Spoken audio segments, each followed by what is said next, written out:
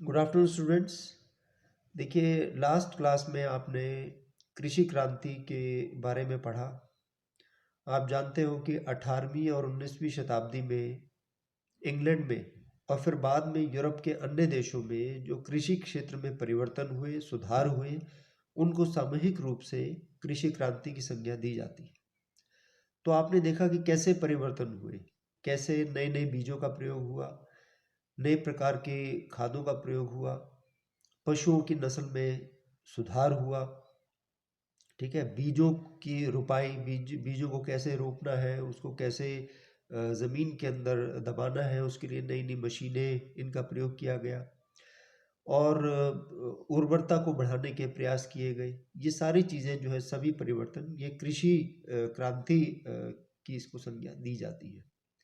आज जो हमारा इसका टॉपिक होगा स्टडी का, वो कृषि क्रांति के प्रभावों के बारे में आज हम पढ़ने जा रहे हैं।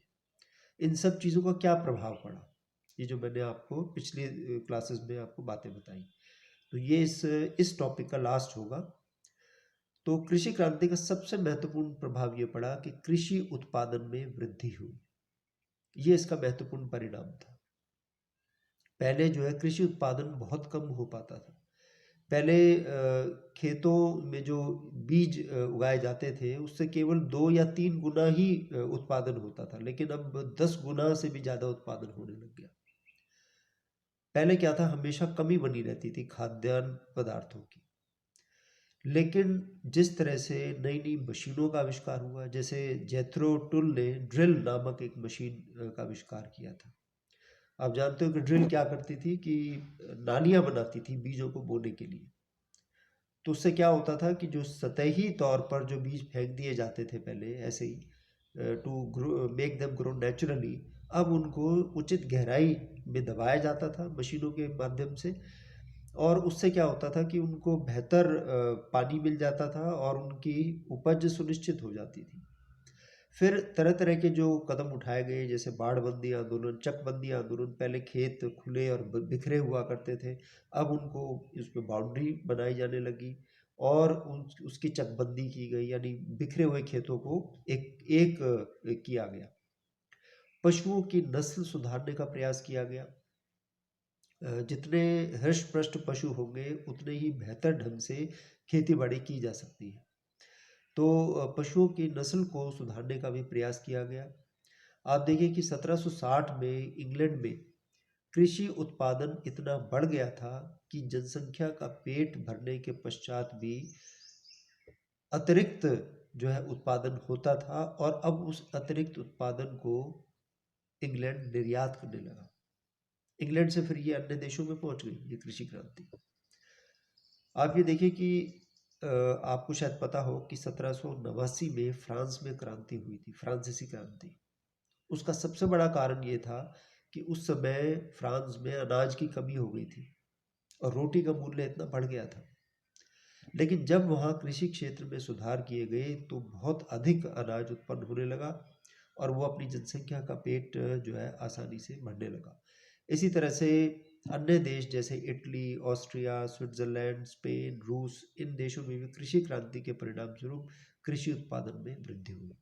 तो पहला जो इसका परिणाम हुआ या प्रभाव हुआ, वो था कृषि उत्पादन में वृद्धि। दूसरी बात जो है इम्पोर्टेंट, वो ये है कि कृषि क्रांति के कारण भूमि की मांग और उसके मूल्य में वृद्धि हुई, डिमांड ऑफ लैंड। तो देखिए, कृषि क्रांति का प्रभाव ये पड़ा कि भूमि की जो कीमत थी वो पहले से बढ़ गई। क्यों? क्योंकि अब पहले क्या होता था, आपको ध्यान होगा कि यूरोप में 1/4 भाग तो खाली छोड़ दिया जाता था, उस पर खेती की नहीं जाती थी टोटल लैंड में से। लेकिन अब 18वीं 19वीं शताब्दियों में बंजर और रेतीली भूमि को कृषि योग्य बनाने के प्रयास किए गए। मैंने आपको बताया कि चूने मिट्टी की खाद डालकर उसको कृषि योग्य बनाने के प्रयास किए जाते थे, और जो बिखरे हुए जो खेत थे उनकी कृषि पट्टियों को मिलाकर जो है बड़े बड़े खेतों की स्थापना होने लगी। उत्पादन क्षमता पर, यानी खेती बाड़ी में उत्पादन क्षमता पर बल दिया जाने लगा। यानी ज़मीन अब घाटे का सौदा नहीं रहा। पहले क्या था, ज़मीन घाटे का सौदा था, उत्पादन ज़्यादा होता नहीं था और भूमि को खाली भी छोड़ना पड़ता था। ठीक है। अब बड़े बड़े भूस्वामियों ने, यहाँ तक कि व्यापारियों ने, उद्योगपतियों ने भी ज़मीन में इन्वेस्ट करना शुरू कर दिया। They started investing in land because land came out to be more profitable than their own trade. क्योंकि ज़मीन अब बहुत मुनाफा देने लगी, क्योंकि उत्पादन पहले से बढ़ गया, अच्छी किस्म के बीजों का प्रयोग होने लगा, सही ढंग से खेती की जाने लगी, परंपरागत खेती को छोड़ दिया गया। तो आप ये देखिए कि 1852 से पहले इंग्लैंड की संसद में बड़े बड़े भूमिपतियों का बोलबाला था। इंग्लैंड की पहले एक और बात मैं आपको बताऊं, बहुत इंपॉर्टेंट है कि पहले क्या होता था, संसद में सांसद बनने के लिए और वोट करने के लिए भी, एक आम आदमी को वोट करने के लिए भी कुछ निश्चित जमीन का स्वामी होना आवश्यक था। जैसे आज तो देखो यूनिवर्सल एडल्ट फ्रेंचाइज है, कोई भी व्यक्ति जो कि 18 साल से ऊपर है, he or she is eligible to vote irrespective of the caste, creed, sex, religion, place, birth, anything। लेकिन डेमोक्रेसी की शुरुआत अगर हम इंग्लैंड से हम मानते हैं, और हुई भी थी, तो देखिए एक समय इंग्लैंड में ऐसा था कि जब सभी लोगों को वोट देने का अधिकार नहीं था। वोट देने का अधिकार के कुछ नियम थे, उन नियमों में ये भी था कि किसी के पास जो है कितनी भूमि है, ये कोई निश्चित भूमि होनी जरूरी होती थी, अगर then the person was considered as eligible to vote. तो इसलिए भी जो उद्योगपति थे, जो बहुत से नागरिक थे इंग्लैंड के, those who could afford to buy land, they used to buy land. तो देखिए जमीन की डिमांड बढ़ी, तो जब डिमांड बढ़ेगी तो मूल्य भी बढ़ेगा। तो धीरे धीरे इंग्लैंड के पूंजीपतियों ने और बड़े बड़े भूस्वामियों ने कृषि भूमि को खरीद लिया और इससे भूमि के मूल्य में और ज़्यादा बढ़ोतरी हुई। तीसरा जो हम पॉइंट आज लेंगे वो है जनसंख्या में वृद्धि, राइज इन पॉपुलेशन। देखिए कृषि क्रांति का कारण भी बनी थी जनसंख्या में वृद्धि, और इसका प्रभाव भी हुई जनसंख्या की वृद्धि। मैंने आपको बताया था कृषि क्रांति के कारणों में कि यूरोप की जनसंख्या बढ़ रही थी, उस बढ़ती हुई जनसंख्या की कमी को उसकी खाद्यान्नों की कमी को पूरा करने के लिए कृषि क्रांति हुई। अब जब कृषि क्रांति हुई, उत्पादन बढ़ा, तो धीरे धीरे इंग्लैंड और यूरोप के अन्य देशों में अब खाद्यान्नों की चिंता नहीं रही, अब पेट भरने की चिंता खत्म हो गई। यूरोप की मंडियों में खूब मतलब सब्जियां, अनाज, ये भरे रहते थे यूरोप की मंडियां, और पर्याप्त मात्रा में। और इंग्लैंड के लोग और अन्य यूरोपीय देशों के लोग तो मांस ज़्यादा खाते थे, तो मांस, अंडे, इनसे भरे रहते थे यूरोपीय बाजार। तो अब उनको खाद्यान्न आसानी से उपलब्ध होने लगा, तो उनका स्वास्थ्य अच्छा रहने लगा, मृत्यु दर में कमी आई। मृत्यु दर में कमी आई तो नेचुरली जो पॉपुलेशन थी वो धीरे धीरे बढ़ती चली गई। फिर एक और कारण रहा कि 18वीं और 19वीं शताब्दियों के बीच अकाल, प्लेग और जो महामारी, जैसे आजकल की तरह की महामारी है कोविड, इस तरह की महामारियां 18वीं और 19वीं शताब्दियों के बीच जो है यूरोप में ज़्यादा नहीं आई। तो प्राकृतिक प्रकोप भी कम हुए, कि ये भी कारण था जनसंख्या में वृद्धि का। तो एक ये प्रभाव पड़ा कि जनसंख्या में वृद्धि हुई। कृषि क्रांति का एक महत्वपूर्ण प्रभाव ये हुआ कि इंग्लैंड में छोटी श्रेणी के किसानों का अंत हो गया।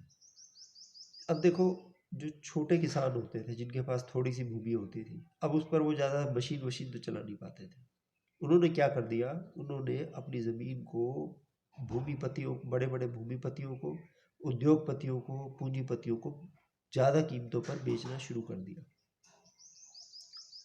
क्योंकि छोटे खेत का कोई फायदा नहीं रहा, छोटे के खेतों पर बड़ी बड़ी मशीनों से काम नहीं हो सकता था, और आम जो किसान था वो मशीनों को अफोर्ड भी नहीं कर सकता था, उसके पास इतना ब्योक नहीं था कि वो मशीनें खरीद के और उसमें खेती करे। और फिर वो देखता था कि जो भूमिपति की जो बड़े-बड़े भूमिपतियों की जो ज़मीन है उसमें तो बहुत उत्पादन होता है, उसका तो कुछ नहीं होता। तो उन्होंने क्या किया कि अपनी भूमि को बेचना शुरू कर दिया। बड़े-बड़े भूपतियों को उसने अपनी भूमि बेच दी। और फिर कुछ उस समय एक्ट ऐसे लागू हुए जैसे कि एनक्लोजर एक्ट था, जिसके तहत सड़कों के निर्माण के लिए किसानों को धन देना पड़ता था। अब ये वो अफोर्ड नहीं कर सकते थे। तो भूमिपतियों ने किसानों से भूमि खरीद ली, तो छोटे-छोटे जो किसान थे वो गाँवों को छोड़कर नगरों में चले गए। दे शिफ्टेड, अब वहाँ पे उनका कोई काम नहीं रहा। उनको लगा कि खेती-बाड़ी अब उनका काम नहीं है। अब तो बड़े-बड़े भूमिपति हैं, वो काश्तकारी करवाएँगे उसपे खेतों पर। तो फिर कुछ बाड़बंदी जो कानून बनाए गए थे, उसने भी किसानों को भूमि से बेदखल कर दिया। तो अतः छोटे-छोटे किसानों की इंग्लैंड में अब समाप्ति हो गई। कृषि क्रांति का प्रभाव ये पड़ा कि पशुओं की नस्ल में भी सुधार हुआ। आप जानते हो कि कृषि और पशु यानी खेती-बाड़ी और पशु ये अभिन्न अंग हैं। तो देखिए, जैसे एक समय ऐसा था कि इंग्लैंड में और अन्य यूरोपीय देशों में शीत ऋतु में चारे की कमी हो जाती थी पशुओं के लिए, और बहुत बड़ी संख्या में पशुओं को मार दिया जाता था या मर जाया करते थे नेचुरली। लेकिन रॉबर्ट वेस्टर्न जैसे विद्वानों ने शलगम और त्रि त्रिपत्रीय घास की जो खेती जो है शुरू की। इससे उनके चारे की समस्या समाप्त हो गई और भूमि को खाली छोड़ने की भी जरूरत नहीं पड़ी। चारा प्रचुर मात्रा में पशुओं को उपलब्ध होने लगा। इस तरह से जो है चारे की कमी को पूरा कर दिया गया और पशुओं की नस्ल को भी सुधारने का प्रयास किया गया, जो क्रॉस ब्रीडिंग, इनब्रीडिंग। ठीक है, इससे पहले क्या होता था कि पशु जो है बहुत पतले पतले हुआ करते थे, बहुत दुबले पतले होते थे, उनसे ज़्यादा काम नहीं लिया जा सकता था। लेकिन अब पशुओं की नस्ल में सुधार किया गया। भेड़ जिससे ऊन प्राप्त होती थी, न्यू लिसेस्टर नाम की एक भेड़, एक नई नस्ल विकसित की गई जिसका भार 60 पाउंड था, जबकि इससे पहले 21 पाउंड तक भार हुआ करता था।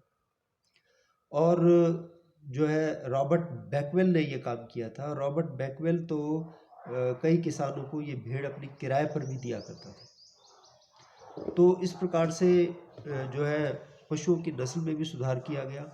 इसी प्रकार चार्ल्स कोलिंग एक वैज्ञानिक था जिसने बैलों की नस्लों में सुधार किया।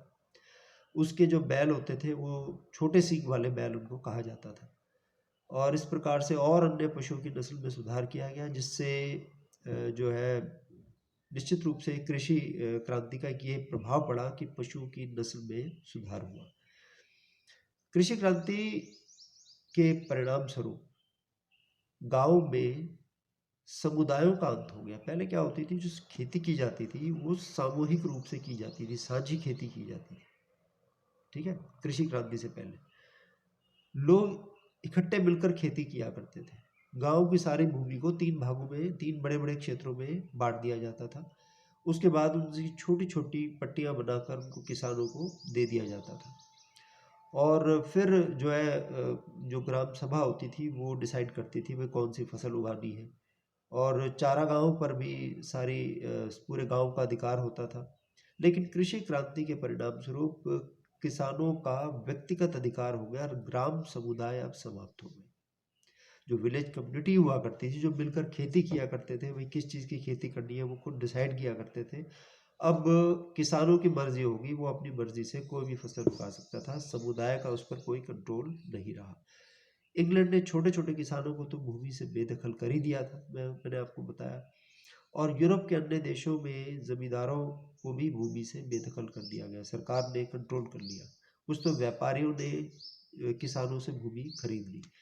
और इस प्रकार यूरोप के जो लोग थे वो व्यक्तिगत तौर पर अधिक मुनाफा कमाने के लिए अब खेती करने लगे, यानी विलेज कम्युनिटीज जो हुआ करती थी अब उनका अंत हो गया। ठीक है, तो ये आज हम पॉइंट्स हमने डिस्कस किए। आज हम इतना ही डिस्कस करेंगे, बाकी जो इसके बचे हुए जो पॉइंट्स हैं उनको फिर हम कल डिस्कस करेंगे। Thank you very much. Stay safe and healthy.